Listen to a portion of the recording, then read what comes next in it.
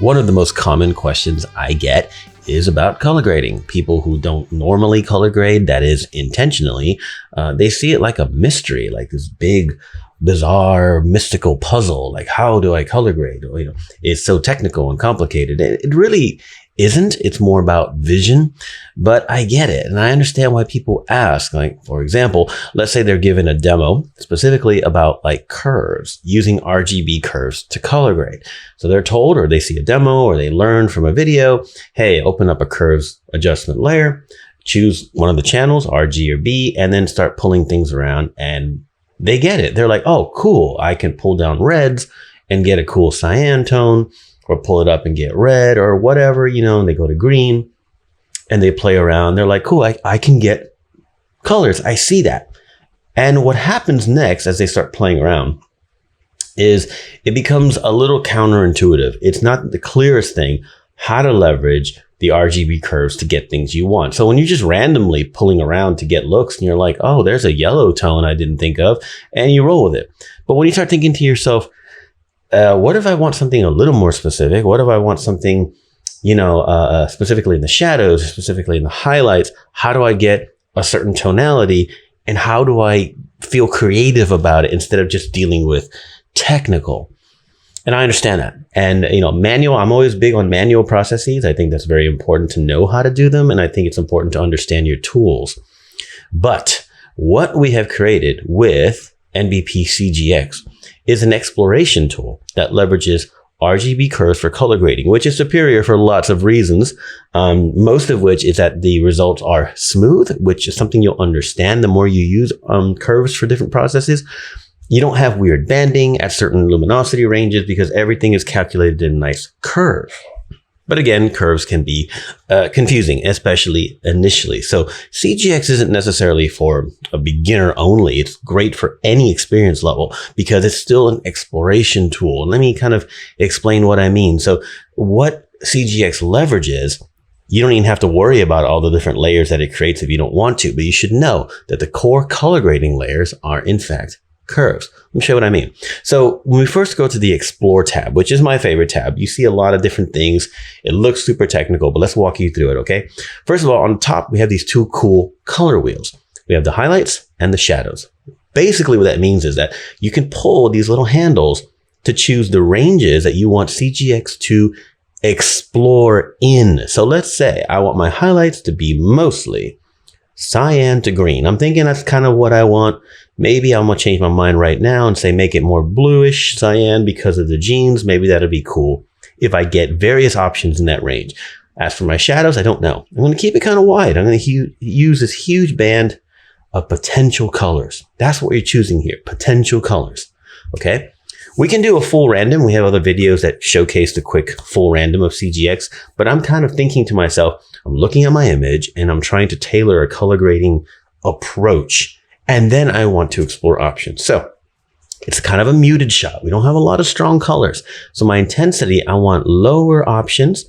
What I'm doing with these various sliders is I'm choosing the ranges that CGX can search in. So real quick, if I pull both nodes to the left and the right, that means CGX is going to explore any possible intensity at random. And that can be, of course, pretty radical. If you want those kind of, radical results because you're not sure what you want to see, definitely do that. But here I want sort of low to sort of low. I want to keep the intensity kind of low on the results that I potentially get back. Saturation, I am going to leave it sort of in the middle. Brightness, I don't mind it so much in the middle, but I am going to tailor it towards a little bit darker. I don't want a whole lot of brighter options. And then contrast, I want to keep it pretty tight. I kind of enjoy the contrast that I have, so I'm not going to work with it too much. If I really want the contrast that I have and I don't want it touched, I hit the eyeball. I can do it right now. I can do it after I get the results or now. Now with a red eyeball with a slash on it means no contrast changes. All right. So let's start exploring with our vision of maybe some cyan blue highlights, possibly. Not sure about shadows, but we have a huge range. And maybe lower intensity, middle saturation, middle to low brightness, and no contrast changes. So we have the big arrow at the bottom. We start hitting that. Okay. Click, click, click. We start getting all kinds of results in that range. Do you notice how the contrast hasn't changed except for perceptual contrast due to the colors? Okay. because contrast isn't on. Just keep clicking to see what we get. And if we're like, okay, I'm getting some results that I like, but I'm not getting enough that I like. So I think what I'll do, I'll take the highlights more towards green and cyan. And on the shadows, I think I'm going to try to focus more on purple.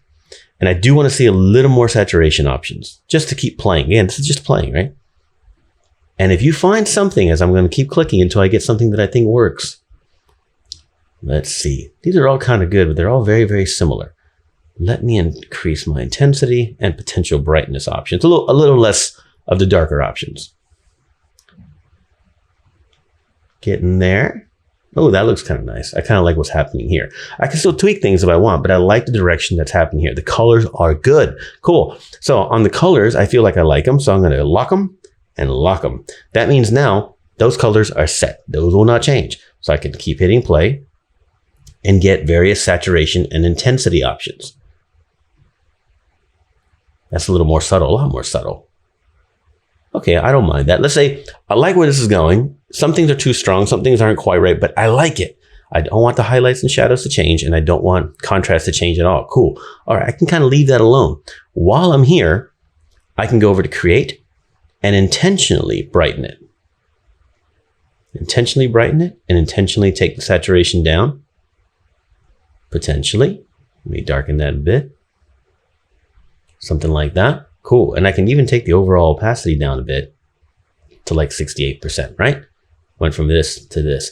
Very subtle color grade. But I hadn't considered perhaps exactly this result. And this allowed me to, play around until I found something I liked. Now let's open up the folder inside so you can see.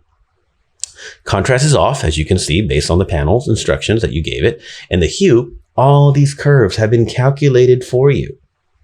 You don't have to worry about this. This happened automatically due to the CGX and its algorithms, the way it calculates things. You just picked the general ranges that you want, and it ran from there. Now, of course, at any time, you can just hit the double arrows at the bottom and do random exploring. Literally random, and see if you get something fun. Now, of course, that's another video. We have other videos about that. But the idea of exploring color grading in general shouldn't be as intimidating perhaps as you're making it. Okay, it can definitely be exciting and fun for you. See, I like that look already. So I'm going to come take the opacity down on that, right? Who knows? You can keep going from here too and add another custom layer if you want to tweak things or whatever. But don't let color grading stay in your mind as this enigma, this puzzle, this mystery that's too complicated to process, and think there's a right and a wrong way. One of the beautiful reasons why CGX exists is because exploration of color can lead you not only to something that you hadn't thought about before, but it can teach you about color grading. Let's say you get a result. You go, I never considered putting cyan highlights and I don't know, red shadows, tones. Never considered that before. I really like it. And tools like CGX will help you get there, help you explore the looks that you like. And don't get me wrong, if you really love something, you can save a preset. We have all these presets you can save.